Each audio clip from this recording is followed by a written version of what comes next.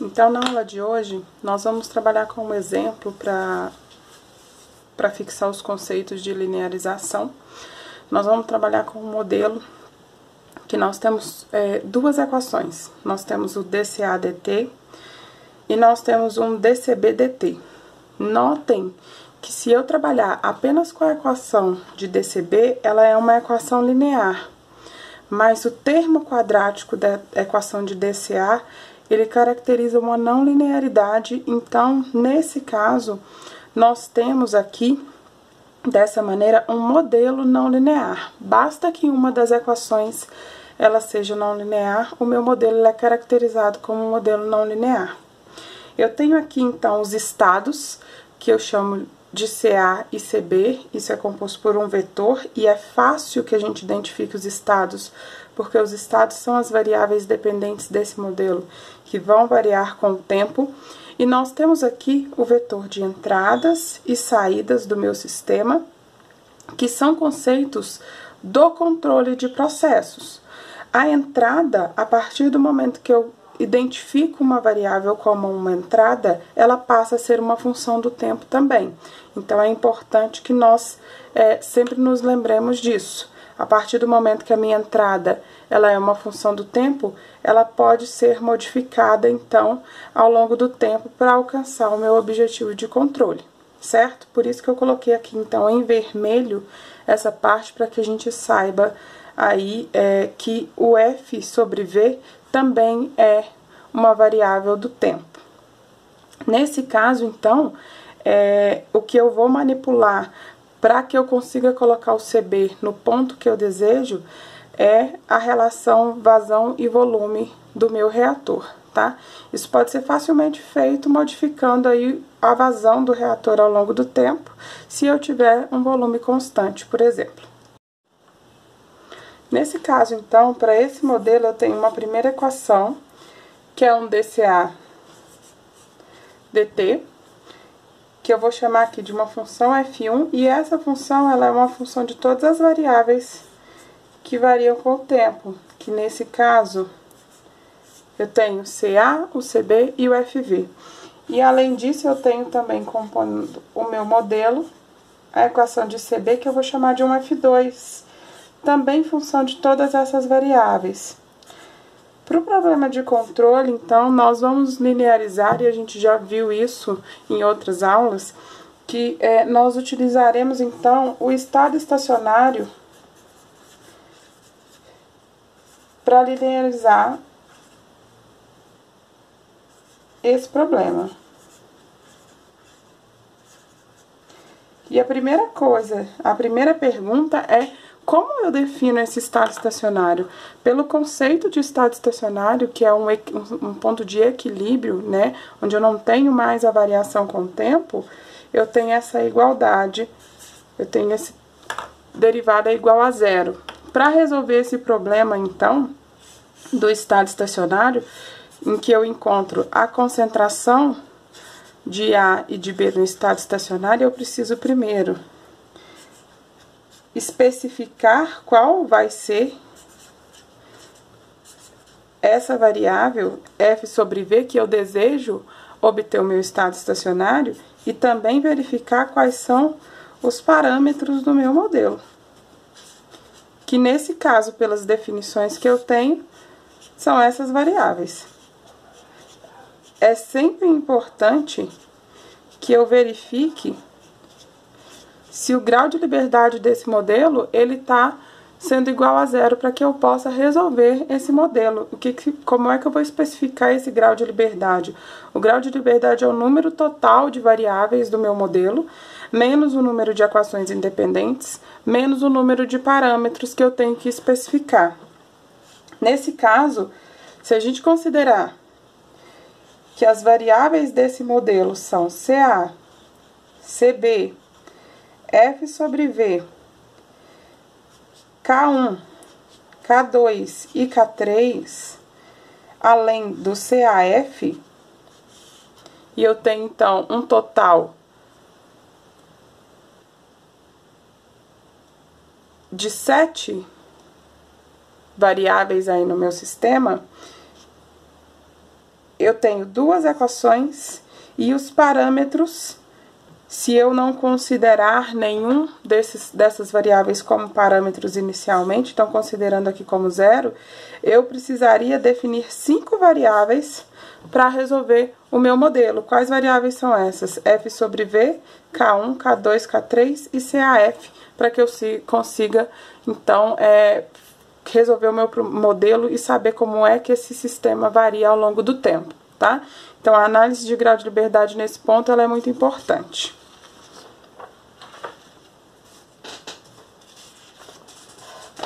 Nós vamos fazer primeiro a linearização para a primeira função.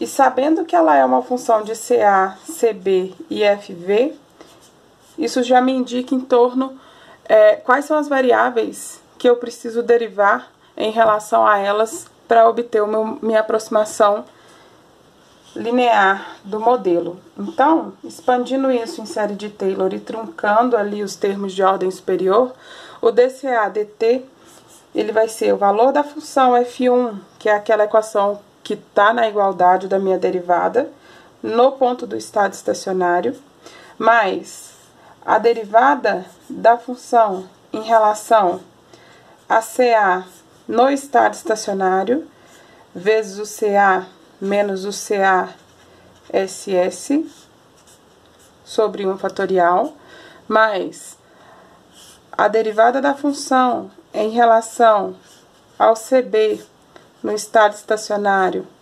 CB menos CB SS, mais a derivada da função, nesse caso, como f sobre v é uma entrada e vai variar com o tempo,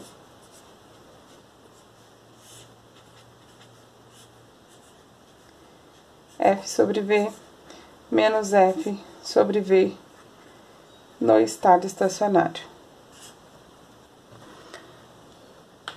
Primeira definição que nós temos aqui é: se o dCA dt ele é a função em relação a essas variáveis, a função no estado estacionário é a derivada dessa função no estado estacionário dt. E isso já me dá a minha primeira simplificação. Segundo, este termo, ele é a definição da variável desvio. Então, eu tenho aqui a variável desvio CA, a variável desvio CB e ainda a variável desvio F sobre V. E adotando aí, então, essas simplificações, nós teremos que essa igualdade ela vai se tornar um dCA dt menos um dCA SS dt, que é a derivada da variável CA em desvio. Utilizando, então, essas definições, a linearização do meu modelo, ela vai se tornar dCA barra dt, é a derivada da função em relação a CA no estado estacionário, CA barra, mais a derivada da função em relação a CB no estado estacionário, CB barra, mais a derivada da função em relação a F sobre V no estado estacionário, F sobre V barra. E essa é a equação linearizada em torno do estado estacionário para o meu sistema. Eu vou partir do mesmo pressuposto e fazer isso para a minha segunda equação, que é a equação de DCB, que eu vou chamar aqui, então, de um F2 de CA, CB e F sobre V. Utilizando a mesma lógica, o DCB, ele é aproximadamente a derivada da função em relação a CA no estado estacionário, CA menos o CA no estado estacionário sobre 1 fatorial, mais a derivada da função em relação a CB no estado estacionário, CB menos o CB no estado estacionário sobre 1 fatorial, mais a derivada da função em relação a F sobre V no estado estacionário, F sobre V menos o F no estado estacionário, V no estado estacionário. Aqui eu esqueci do termo variável da função no estado estacionário, que é a minha derivada. Na mesma analogia, eu tenho aqui CB no desvio, eu tenho aqui a variável CA em desvio, e eu tenho aqui a variável FV em desvio. Essa função é a derivada de B no estado estacionário dt, que eu posso passar para o lado esquerdo aqui da minha equação e também ter a derivada da função em desvio. Feito isso, então, eu chego na equação CB desvio dt, ela vai ser derivada da função 2 em relação a CA no estado estacionário, CA barra, mais a derivada da função 2 em relação a CB no estado estacionário, CB barra, mais a derivada da função 2 em relação a FV no estado estacionário, FV barra. Essa, então, é a forma linearizada da minha função B, e aqui a forma linearizada da minha função A. Aqui, gente, esse subscrito é fora, tá? É a derivada da função em relação a CA no estado estacionário. Então, eu vou colocar as duas funções aqui para que a gente tenha uma visão geral do meu modelo linearizado, tá? E o que difere uma para outra é que aqui eu tenho em relação à função f2 e aqui eu vou ter em relação à função f1, que é a função relativa à derivada de cada um dos meus problemas.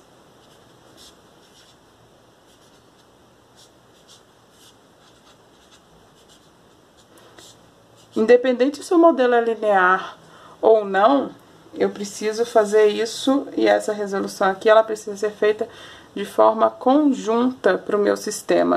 Se a gente pegar as derivadas iniciais do meu problema, né, se a gente pegar aquele problema lá no inicinho e verificar as funções e derivar, fazer isso, a derivada de forma parcial, nós conseguimos encontrar, então, o valor de cada um desses termos aqui no estado estacionário. E esse vai ser um valor fixo, tá? Dependendo do valor do estado estacionário. Isso aqui é um coeficiente, tá certo?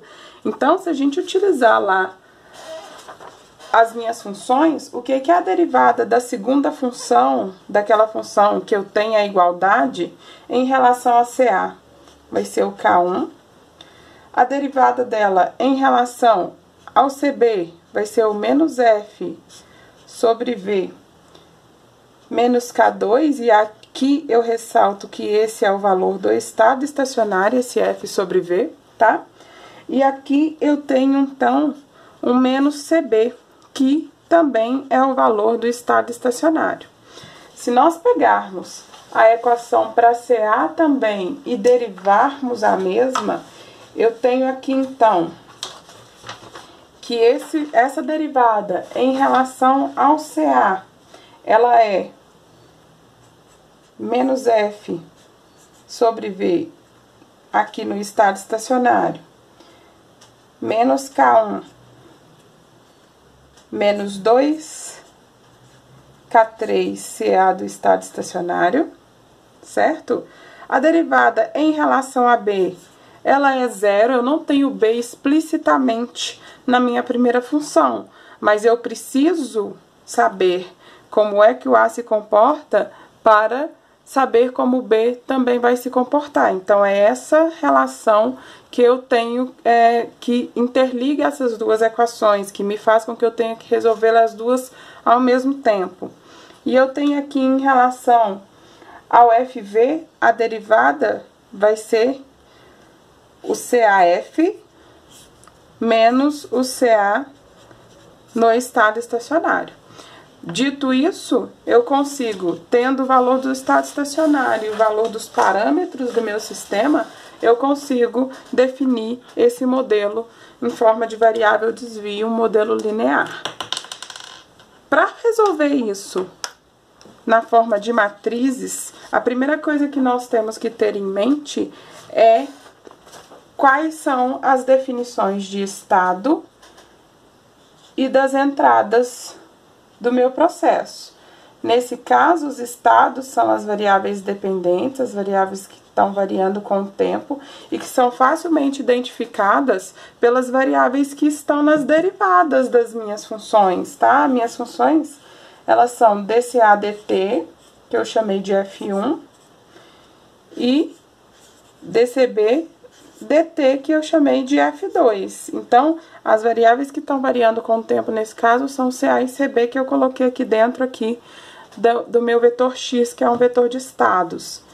Eu escolhi, e aí é uma escolha de quem está projetando o controle, que F sobre V vai ser a minha variável de entrada. Feito isso, nós vamos definir, então, o que são os meus desvios. O vetor X desvio, pela definição, é o CA menos o CA no estado estacionário e o CB menos o CB no estado estacionário.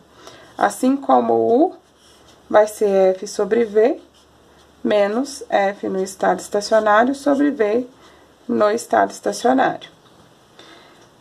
Utilizando essa definição aqui de variáveis desvios, eu vou montar a linearização na forma de matrizes. Então, eu vou montar aqui uma linearização dCA barra dCB barra, que são esses termos, né, em variáveis de desvio aqui. E eu crio a matriz de coeficientes que multiplica o vetor X barra, que é o CA barra, e o CB barra, que é o mesmo vetor que eu tenho aqui, e outra matriz que vai multiplicar o meu U, que é o F barra sobre V. Se a gente acompanhar pela linha e relacionar isso com a equação que corresponde a CA, aqui a primeira linha, quando eu linearizo a equação de CA, eu multiplicava a derivada parcial em relação a essa variável, então a derivada parcial da função que relaciona com o dCA com a primeira variável do vetor X, mais, e aí eu utilizo então as propriedades de multiplicação de matrizes, né? Essa por essa, mais essa por essa, no estado estacionário, e aqui para o FV era a derivada dessa função em relação a FV também no estado estacionário. A primeira linha da minha matriz, então, ela é toda relacionada à equação aqui de dCA/dt, que é a minha primeira equação. Fazendo da mesma maneira, a segunda linha sendo relacionada à segunda equação, que é a equação de dCB, era a derivada parcial da segunda equação em relação a CA, a derivada parcial da segunda equação em relação ao CB, e aqui a derivada parcial da segunda equação em relação ao F sobre V, certo? Essa daqui é a minha matriz A do problema. Aqui eu tenho o meu vetor de estados em desvio, a minha matriz B, meu vetor U em desvio, e aqui eu também tenho o meu vetor de estados em variável desvio. Essa notação é o que a gente chama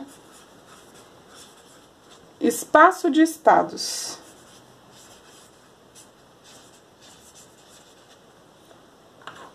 E que é muito utilizada para controle.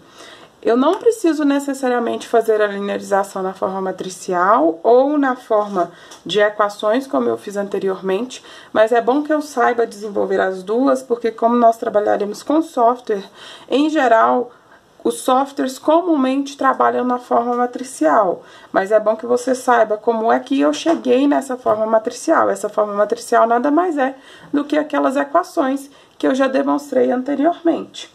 Uma coisa que é importante é que a matriz A é a matriz jacobiana.